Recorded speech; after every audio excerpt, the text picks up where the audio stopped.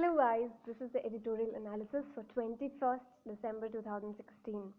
Let's go to the first one. This is from the Hindu newspaper, and in this one we'll sing praises of small scale industries and unorganized sector manufacturing units. So it says that E.F. Schumacher, he was a British economist and he wrote a book called Small is Beautiful. Now this fact is also mentioned in one of the NCERT books, I've forgotten which one, but it's there and it's like a ticking time bomb. It could be there in preliminary anytime. They could ask who wrote the book Small is Beautiful. So you will answer E.F. Schumacher, he wrote it. In his book, he said that smaller industrial units are better in terms of performance indicators uh, and also for labor absorption, that is employment. So they are favorable for pro-poor growth. We'll discuss this editorial in 4 points. The first one is that small units are efficient in terms of resource use and management and are technically more efficient. Second point is the unorganized manufacturing sector in India, which includes both household and non-household units. It accounts for a large majority of total manufacturing employment in India. The third point is that enhancing the technological capabilities of such units and getting them integrated into national and regional value chains is very important for us so that we could ensure their economic viability. And fourthly, unorganized sector does not have the benefit of economies of scale or agglomeration economies, so they need policy support in terms of product quality improvement and accessibility to infrastructure like roads, credit availability, etc. So that's our first editorial. Let's move on to the second editorial. It was there in two newspapers, and it basically says that EPFO, the Employees Provident Fund Organization, it has cut the interest rate on fund deposits from 8.8% to 8.65% for 2016-17, the financial year. So we just need to know this much, and it's especially important for the upcoming enforcement officer exam by EPFO, and there will be another, I think, Assistant Provident Fund Commissioner exam also next year. So it's just, I thought it was important from that point of view. Otherwise there's nothing very editorial-esque about this. So that's our second editorial. Let's move on to our next editorial. This is from the Hindu Business Line. It says that the latest income declaration scheme is called the Pradhan Mantri Garib Kalyan Yojana.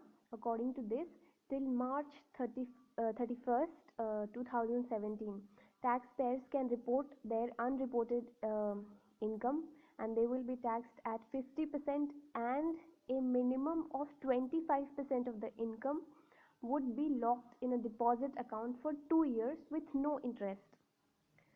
So, and there are other penal provisions ranging from 30 to 200% that continue to be applicable.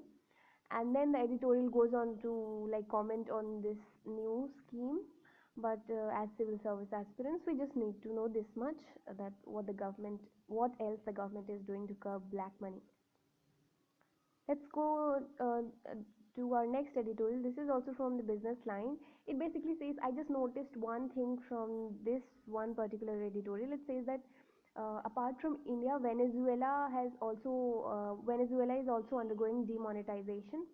So I had absolutely no idea that Venezuela is also undergoing demonetization. Now they are undergoing demonetization under completely different circumstances and because of their own economic problems. This editorial goes on to explain what are the differences between the circumstances of India and Venezuela when it comes to demonetization.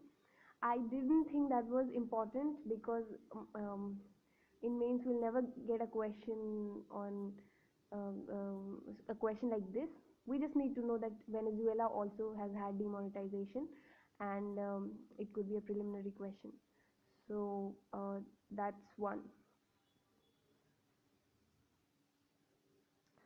Let's move on to our next editorial, the fifth one. This is also from the Hindu Business Line. It says that the sixth Heart of Asia Conference has been concluded in Amritsar, and this article again will go on to sing praises about the recent bonhomie that India and Afghanistan are enjoying. Um, so the first point is that in this Heart of Asia conference, India and Afghanistan together they criticized Pakistan for providing safe haven to terrorists. Secondly, both discussed the possibility of an air cargo corridor bypassing Pakistan. Thirdly, uh, in June this year, our Prime Minister Modi he inaugurated the India-Afghanistan Friendship Dam in Herat.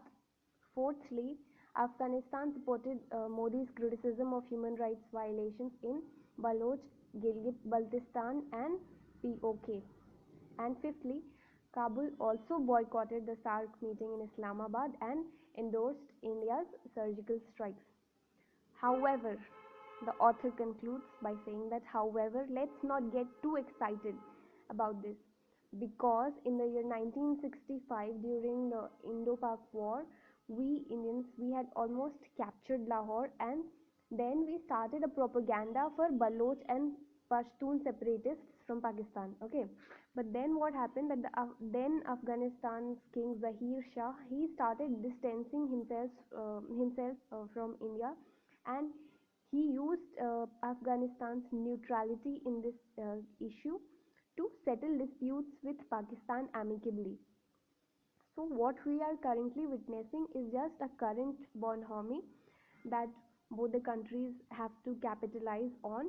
Circumstances have brought us together to help each other out. But this is just a current bonhomie. We shouldn't get very comfortable that thinking that oh okay Afghanistan will be our friend forever because in international relations no one is a permanent friend and no one is a permanent foe. So that's it for today, 21st December 2016. Thank you.